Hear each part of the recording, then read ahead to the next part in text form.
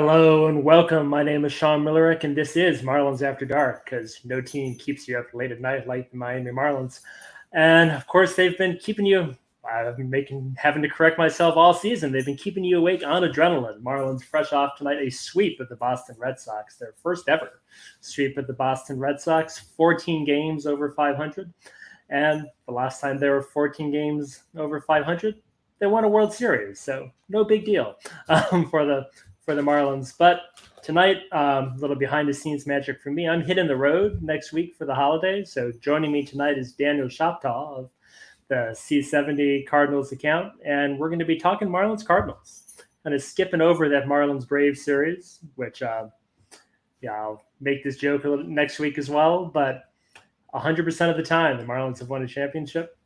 The Braves have won the division. So whether win or lose this weekend against Atlanta, we're riding those vibes. We'll be talking Marlins Cardinals tonight. Daniel, how are you doing? I'm doing fine, as well as can be expected for a Cardinal fan. It's been an interesting season. I remember us. So we collaborate going into every season. Have you kindly invite and indulge me rambling on about the Marlins every preseason and ask me your thoughts? And I remember discussing with you clearly that I had you picked and did as my National League World Series, prediction, possibly winning it all, definitely making it to the World Series. But I think Cardinals now stand at 33-47, Marlins at 48-34, probably the polar opposite about what we thought might be going on right now, or just about. What happened in St. Louis? Trying to figure out that is a good. It takes a while because pretty much everything has happened. Going into the season, there were concerns about the starting rotation. There's no doubt about that. There was a lot of, if Jack Flaherty's healthy and if Steven Matz can be a serviceable third starter, he's pretty good because he's going to probably be your fifth starter. If Adam Wainwright can look more like what he did, before September of last year, you got to, it's a solid rotation, and the offense should be enough to carry it. Very few of those ifs have come to fruition. Everybody started off terrible in April for whatever reason. Some of the pitching has, Miles Michaelis, for the most part, has pitched more like what we expected, although even then, he'll hit a couple of spots. The last couple of starts have been rough. Adam Wainwright has, as we saw tonight, looking very much like Father Time has caught up with him, which is heartbreaking for Cardinal fans who have watched it. Sure. You wanted him to go out a lot better off. And, 2 starts ago were pretty good. So it's not like it's been completely a wash, but it's getting pretty close. And then, the times when the pitching staff comes through, the offense doesn't hit. It's like 3 hits tonight. Not that it mattered when he used to put up 14 runs, but there's been, Nolan Arenado hasn't been quite the MVP level candidate that he was last year. Wilson Contreras has not been the catcher that they thought he would be. And then when that doesn't work, then you get the bullpen will have a meltdown here and there. So, it's really almost a game for every given night. How are they going to lose? Because it could be something different. So, and it's just been a kind of weird opposite experience for the Marlins. I was going over my my preseason predictions for you. I think I talked up Jorge Soler, which was accurate, but everything else, I had Trevor Rogers being a big part of it if the Marlins are going to do well, Edward Cabrera being a huge part of it if the Marlins are going to do well. Not doing so great there.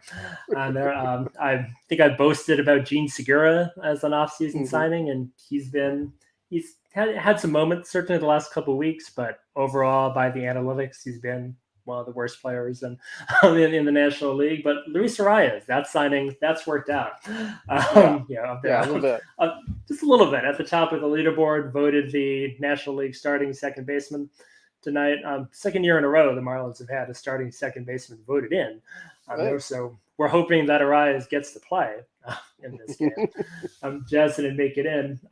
Connected to Arias, I'm curious now, following this over the summer, what different fans' takes are. What's what do you think is more exciting to watch or would be to witness? Like a chase for a home run record? I'm certainly you as a Cardinal fan, you've done Right, right. been Yeah. there, done that, but we're seeing someone do 400. My closest comp is Giancarlo Stanton, and there were a lot of ugly swings on the way to the that those home runs for him. It's kind of Yeah. enjoyable watching Arias come to the plate and just knock those singles up the middle. Um, what do you think's cooler, the 400 chase or the big homer chase? I think boy, of course, I would never trade the McGuire summer for anything because it was something remarkable and amazing. But, we have seen a lot of home run chases. And in fact, even just last year with Aaron Judge. So, and we haven't seen anybody really even approach 400 in a long time. Heck, half the league can't approach 300 anymore. So I think that if he could put that together and run into August or September, even with a reasonable chance or even above it, I think there would be a lot of excitement because it's not just a you know he one hit a night necessarily, right? I mean, he's going to have to get multiple hits. He can go one for Right. four and drop his average. So it's not like where McGuire could hit a home run and then you're done for the night maybe. So I think that would be very interesting to watch, and I hope he can give us that kind of chase. Yeah, it would certainly be pretty lofty to hit that mark, but I'm hoping he keeps it up. This has really been enjoyable to kind of watch Well, this even if he hitting winds up clinic in the night in and night out. yeah, yeah. Even if he winds up at like 380 though, that's pretty remarkable Yeah, for it's just a still hit. huge, and Yeah, haven't seen anything like that since the Tony Gwynn days, which right, I was right. me. I was barely watching baseball then, so they. Um, all right. For the first thing I want to ask you is what we're going to be doing tonight is going to a lot of related Marlins Cardinals topics, and the big one that for the Marlins is I say our biggest trade in team history. We did sometimes we do a couple drafts on this show for biggest trades, biggest free agent signings, and way at the top of the list for us, the shining moment was when we traded you Marcell Ozuna, and in return, you sent Mhm. over Sandy Alcantara, Zach Gallen, Daniel Castrano, and Medura Sierra Gallen, who we ended up flipping for Jazz Chisholm. They're so core of our team, and just wondering at the other end, how much is that still kind of talked about amongst Cardinals fans, that trade? That you have many winning seasons, playoff runs, higher payroll, so you could fix these mistakes. The Marlins, we need to celebrate these victories. Is that Uh, oh, that trade is probably still brought up maybe on a daily basis as one of the missteps of John Mozeliak. And a lot of that is retrospect because at the time it didn't seem that big a deal. The Cardinals had a lot of pitching. Um, yes, Andy had made it up and had been a reliever, but hadn't necessarily shown a lot. Um, and there's no guarantee that he would have developed the way he did in the Cardinal organization. There were some people that were high on Zach Gallen, but not to the extent of the Cardinals needed a hitter. They needed, and they just spent that whole time trying to get Stanton, and then to only be denied when he wouldn't waive his no trade to go there. I think they would have liked to have sorry gotten about Yelich. that, by the way. Yeah, yeah, yeah. Well, I mean, everybody knew that was going to happen too. I think even St. Louis, you know, management knew that it was a pretty long shot. And then of course Yelich wasn't available at that point in time, so Ozuna made sense to bring in a guy like that, and he didn't. And if he had hit the way that he was supposed to have in St. Louis, this trade would still hurt because the Cardinals need pitching right now. But it wouldn't. It would be like, well, you got to give something to get something. The Cardinals didn't get much except for Marcell Ozuna falling off the wall occasionally when he was trying to field a fly ball, and it just never developed into what he was with in Miami, and not even what he's been in Atlanta. So, is that a Cardinal situation? Is that just bad luck?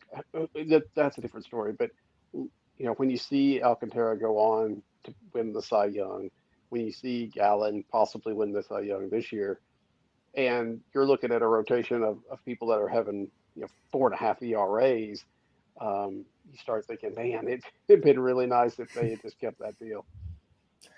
Yeah, so sorry to throw it out there. Yeah, we've got to celebrate Oh these yeah, victories. Every other player you mentioned, we got fleeced in those trades. Either we didn't get much for Stanton, didn't get Yelich is probably the worst trade, and it's up there. yeah. It's a 2-horse race for worst trade in Marlins history, and the Yelich deal is unfortunately one of them. That Sandy trade, Yeah. we're still riding Yeah. high on all these years. To get all four of those guys to the major leagues, that's pretty incredible. I mean, that doesn't happen very often, so that's pretty impressive. Yeah, even Castanos been a very useful, Right. depth piece, for us. And still in the organization. Mags, well, they can't all be winners, but he did crack the roster. That's right. And get up here.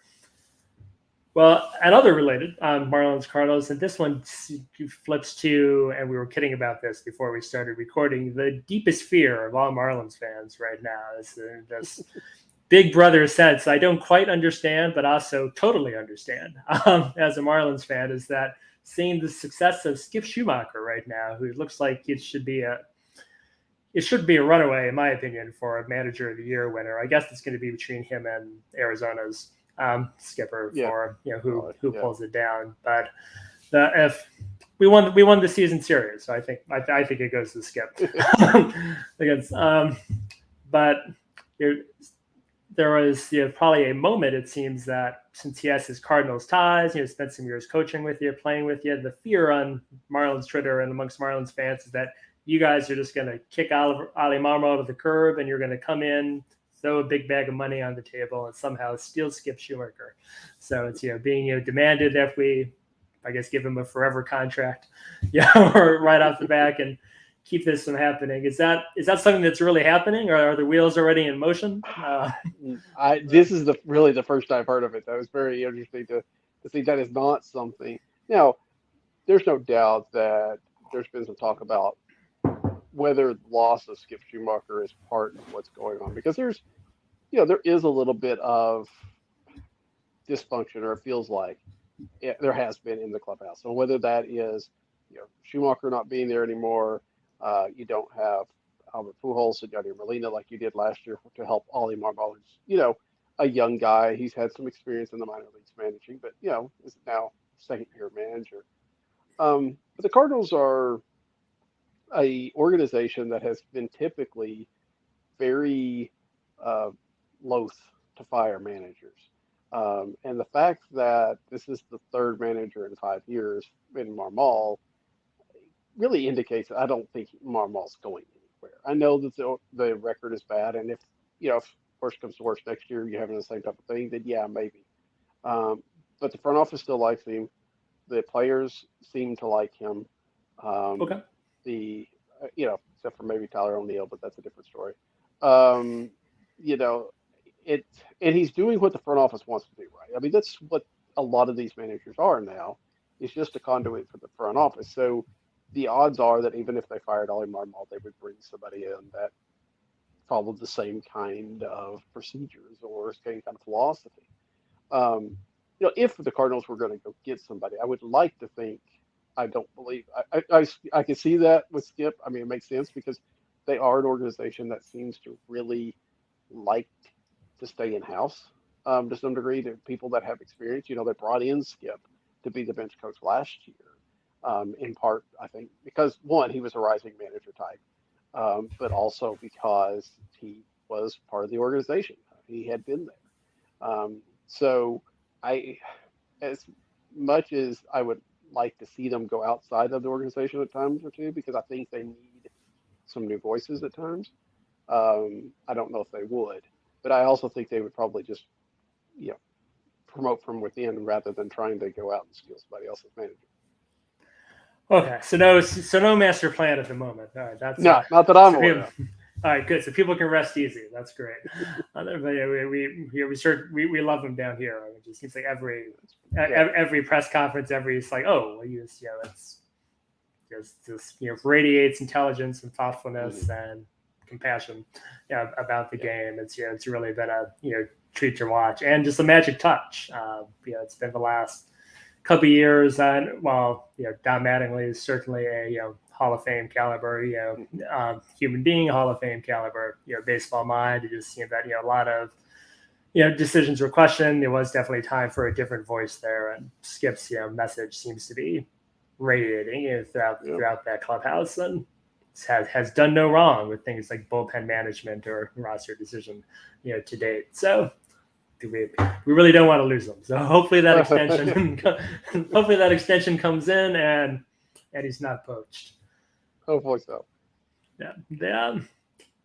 Do you think that the Cardinals will, another popular discussion with the Cardinals, do you think that your team will end up selling come the deadline? Do you think this can still turn around? I mean, you have one of the most talented rosters in Major League Baseball. I still kind of expect you just to win your next 15 games or something and get right back in this. I said the problem is you win 15 games and you're back to 500, and that's the problem. Just even a few weeks ago, I would have said, yeah, they're gonna, this is gonna get better, and this is a talented team, and all those kind of things. But the more that this season has drug on, we're not seeing a very a stretch of winning 8 of 10, 15 or 20, or even even playing 600 baseball for any length of time. They're still playing, maybe win a couple, then lose a couple or something like that. They have a game like last night where they'd won 2 in a row. They won the one in London, then they win the first game against the Astros. They've got the Astros down by 4 in like the 6th or 7th, and they give them a couple runs, and then it goes, guy goes blows it in the 8th. They lose. Then of course they go out tonight and just get obliterated, and you're back to where you were. And so it really feels like the calendar's not going to be doing them any favors. There's so many teams ahead of them, and so yeah, I think that John Mozeliak is keeping his options open right now. But it's hard to see if this team just needed like one pitcher, maybe they would do something like that. But it feels like there's so much to this team that this is a rare opportunity for them to sell. They've never done that before. And I'm not saying it's old hat for us. So yeah, maybe you can give us pointers on how to do this. But they're not going to strip it down to the studs or anything like that. But they do have some free agents, and they got some people that they can move on from, and maybe get some prospects back. So I imagine that's what they're going. Of course, they're not saying that yet. They're focusing on the draft, and once they get past the draft. But once they get past the draft, if they're still 7, 8, 9 games out of the division and riding in last place, it becomes almost malpractice not to try to get something for these free agents. Like, who would you imagine would be maybe like the biggest name that goes? Like, I read a piece, I think it was MLB Trade Rumors report a few days ago, talking about the potential for them at the deadline, but then projecting that but they're not going to sell A, B, C, D, or E, or F, and it's like saying right, so Goldschmidt no, Arenado no, Edmund no, Gorman no, and I think it took Bar off the table too, and it was just like, well, who are you selling? And like, what would be the biggest name that you think could possibly move to bring in that pitching help you need, or the? Well, I think that Jordan Montgomery is a free agent at the end of the year, and as much as I would like to see them try to re-sign him, they have not done that didn't do it this spring. They extended Miles Michaelis instead, and we're getting into that time where if they don't feel like they've got a good opportunity to re-sign him, he would probably be the one that would bring the most back right now. Jack Flaherty might be the biggest name, but Flaherty's being consistent. It does feel like a year or two ago, Cardinal fans were afraid that Jack Flaherty was going to leave because Cardinals wouldn't be able to afford him. Now it's Jack Flaherty's going to leave because the Cardinals may not want him back, and he may need a change of scenery. So if you could get something for either one of those guys, I think you do it. It's not going to make this year any better because especially Montgomery's like when you're basically your real good pitcher, but you do that. Jordan Hicks is a free agent at the end of this year, and we've seen what kind of he's kind of come into his own a little bit more this year. He's made some adjustments and has been very dominant in the 9th inning. he's a possibility. Tyler O'Neill, another free agent that would have to get healthy, and he's supposed to go back on a rehab assignment, I think, next week maybe. So he might get back right Okay, before I the was going to deadline. ask about. Yeah, yeah. It's been a weird thing because we just haven't heard a lot about it this year, and it's been a back situation, but it's been like hard to diagnose and things of that nature. But I think yesterday it came out that he should be able to go on rehab next week. And so you're looking at probably a couple weeks after that. So you're looking, All-Star break right after before he gets back. Those are the guys that are free agents. Gallegos, Helsley are possibilities. I wouldn't think they're high possibilities. I think if somebody came asking for Paul DeYoung, who is a free agent but with a couple of option years, I think they would move on to him pretty easily as well. Okay, all right. So I got some hitters in there. So I wanted to move you towards let's make a deal. I'm not sure if we need a. Well, there's some school of thought that the Marlins could use a pitcher too. We've got a lot of young guys, approaching innings limits. Eury Perez, foremost among them. So we might need a starting pitcher. But in the offseason, we were seemingly like linked and destined to make some kind of trade between the teams, just kicking someone from one end of Roger Dean to the other. During spring training. And, exactly. You're right. And I guess thanks for not wanting for turning down Pablo Lopez. I think that was rumored out there that Arias trade worked out. But is there, amongst other pitchers, when those talks are going on, was there a player that you were perhaps kind of hoping that the Cardinals would move and acquire? Like, can we get a deal done right now? Can we kick you Edward Cabrera or Max Meyer for one of your outfielders?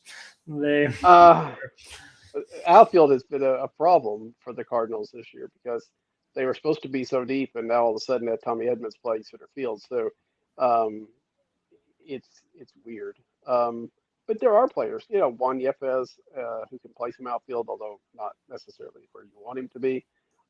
Alec Burleson, those kind of guys could be potential guys that would go out as well. Although I wouldn't expect either one of them to bring much back. Okay, well, maybe we'll be in touch on there. All right, that's fine. And as July goes on, let's keep those channels of communication open. That's right. What we're looking for. The dream is Goldschmidt. You can say we can probably put that to bed, right? He's going to be back. I feel like that's one of those things that the media seems to have jumped on over the last little bit because that's what bad teams do, right? They trade their guy that's huge, but the Cardinals are not. One, I don't think they're typical, like you were saying. They've got too much talent to be really a bad team. As a team that you're not a bad team, right? They can still contend next year. This is not a team that is going to tear down, and the fan base in St. Louis isn't going to like that either. I mean, you also seem to enjoy not pissing off your fan base. Again, that's something that's don't have for us down here. Maybe in different ways, I guess. That is true. We have not loathed the ownership as much as the Marlins have in the past, for sure. Okay, so maybe that's a pipe dream, but one of those other players, we'll keep those irons in the fire. All right. Next up, we'll get to series prediction in a minute. Usually, I like to do some kind of game on this show, and so do a little bit of fun, just kind of Marlins-Cardinals trivia. I have not created special Cardinals themed graphics for this. I apologize, but if you get the question right, well, where is it? We're probably not going to have to worry about that. You get a thumbs up from Jeff Conine, and if you get the question wrong, I will just make a horrible buzzing noise, or wave you off. And we'll make that the art for this. All right. Okay. All right. Question one. In this Marlin and Cardinal great was dealt to the Cardinals in 1998 for Braden Looper, Armando Almanza, and Pablo Ozuna. Oh shoot! I even remember that trade. 1998. Infielder. Oh man, infielder. Oh, I'm going to kick myself, but I don't want to stall out for 20 minutes either. So, Fair enough. Is Edgar Renteria. oh yes, Renteria. Yeah. Okay, yes, yes. I was thinking the other way around actually, because Fred and Looper came back to the Cardinals at some point in time, and That's right, he did. Yeah. yes, yes. Very pissed So, at but Jack yeah, McKeon, I believe, for putting about 500 innings on his arm a season for yeah, yeah. And then the a few Cardinals turned years him in. there. Yeah, the Cardinals turned him into as a reliever, and then they turned him into a starter again. And That's right. I forgot that. yeah, That so would be a good Marlins trivia at some point. yeah, there you go. Okay. File that away. All right. In 2003, again, the last season of the Marlins were 14 games over 500, folks. In 2003, the Marlins and Cardinals played a baseball game. Well, presumably they played 6 or 7 baseball games, but Mhm. they played one particular extra inning affair where St. Louis won 7-6. And I'm going to ask you in that game, what was higher, the number of innings played or the number of pitchers? Number of pitchers. Number of pitchers. Wait, I'm so sorry. No, number of innings. Number of innings, I have to Oh, say. bad. Number of innings, Okay. 20 innings. 15 pitchers were 20 used innings. combined by Yeah. the two teams. So that was a 20 inning marathon Yeah. game. Because the Cardinals played a 20 inning one against y'all and then a 20 inning one against the Mets a few years later. So they I were all remember back seeing, to I back. figured for sure it would be this milestone game. And then everything I clicked on about longest Carlos game, it went to that Mets Yep. game. So I had Yep. to do a little more digging. But still kind of burned in my memory was that very, very, very long. Yes. Yes. Right. I'm not going to see too many more of those. I don't think. No, shouldn't, unfortunately. That'd be something if it did. Yep. Okay. This is one's kind of out there for more morose Marlins fans out there watching. But which team has the worst run differential this season in 2023? The Marlins or the Cardinals? Well, the Cardinals have had a pretty, better than you would expect for a last place team. Although 14-0 tonight probably did not help that any. So, boy, it's going to be tough. I'm going to go ahead and say the Marlins. Actually, the Cardinals. Man, I'm terrible at this right now. I'll tell you. Yeah. And that's just that's an obscure one. I'll be more general with the next couple, but it's been a huge topic of debate amongst your Marlins fans. It's just this negative run differential, but still winning record. But they've been chipping away at that, and that would have been. I think it's now at 0 actually. Okay. Well, two nothing win. It's there you go. The Cardinals have done the other way around because they were at 0 or a little bit above for a while, and they were the only ones in the division that were. And then, as over the last little bit, it's kind of slipped down, and so it's a little bit farther down now than it was.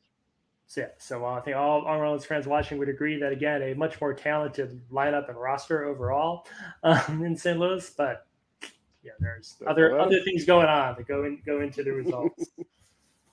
All right, and a couple more. Okay, 2 more. Then I just have one or two fun trivia facts we'll throw out. Out of common Marlin Cardinal players, who do you think, if you had to guess, which player has the highest career WAR for a player that played on both the Marlins and the Cardinals? So kind of going a little immaculate grid here, I guess. Yeah, I was about to say. Honestly, this is overall with all the teams they played for.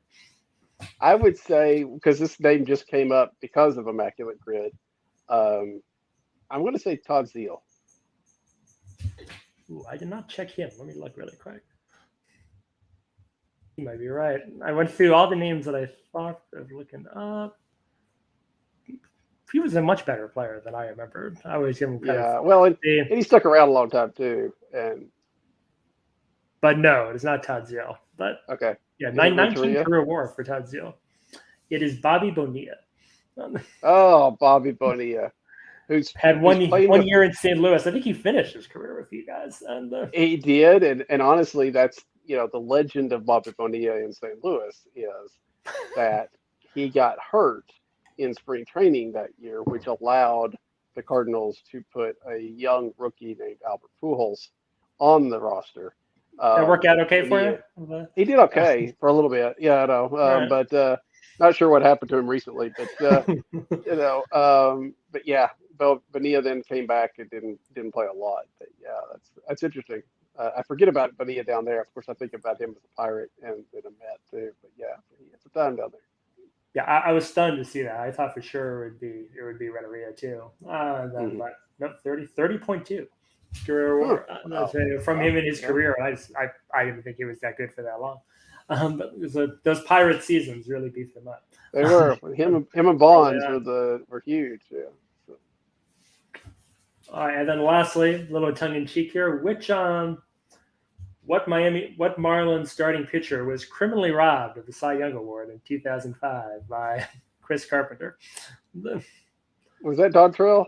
was Dontrell. Yeah. Okay. Hey, No, one. I was glad to get one right, but that, yeah. And that was the year that. oh, let me Oh give you. no. That's right. There we go. The- Oh yeah, well. both, I both, mean, both of them were great that year, but that was yeah, they were.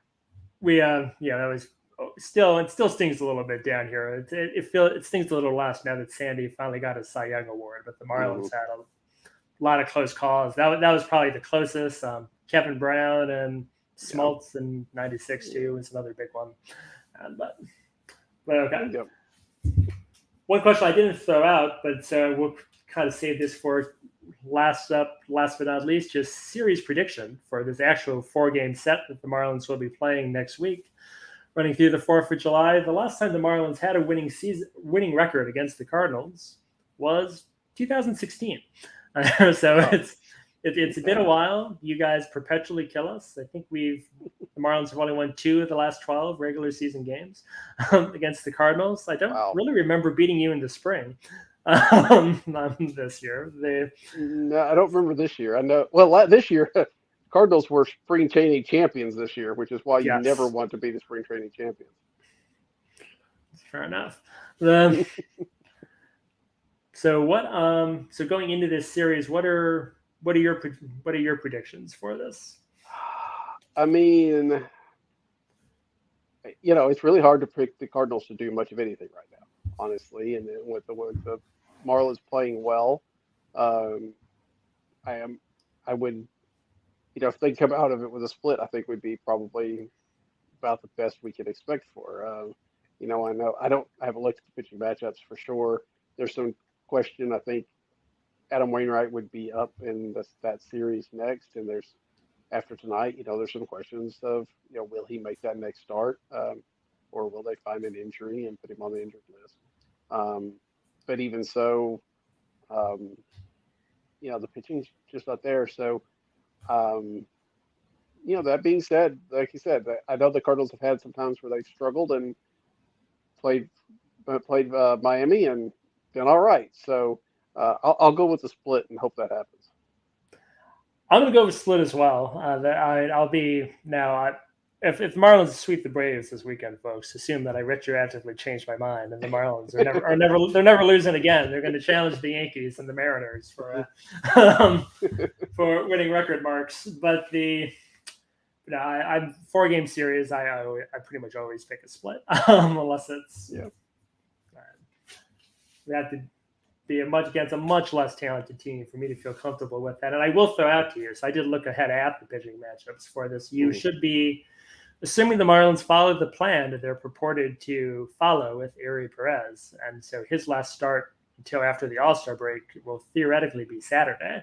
So you're going to be Okay. ducking both Perez and Sandy. Sandy pitches Oh, Sunday against the Braves. So you miss our 2 best pitchers. although, although the way Sydney's been pitching this year, maybe I would have liked to, seen him, but Fair enough. probably not. Probably not. I think he does tend to bring. I think he holds a bit of a grudge against you guys, as I Yeah, recall. I I think think he's had. maybe I he think he's does. had some really good games against the Cardinals. Hmm. At the other, going full circle back to that trade discussion. But yeah, you'll be getting Braxton Garrett, Jesus Luzardo, presumably Brian Hoeing, and then somebody. I have no idea who will pitch the 4th game if they do sit Perez.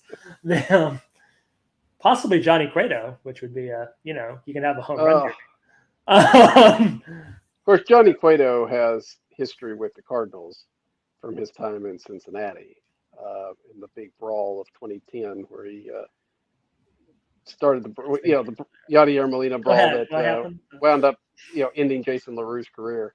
So Oh, no. while that's been 13 years, we continue to remember that. Okay, so you're maybe 3-4 grand slams in that in that game if they put up. That'd be nice.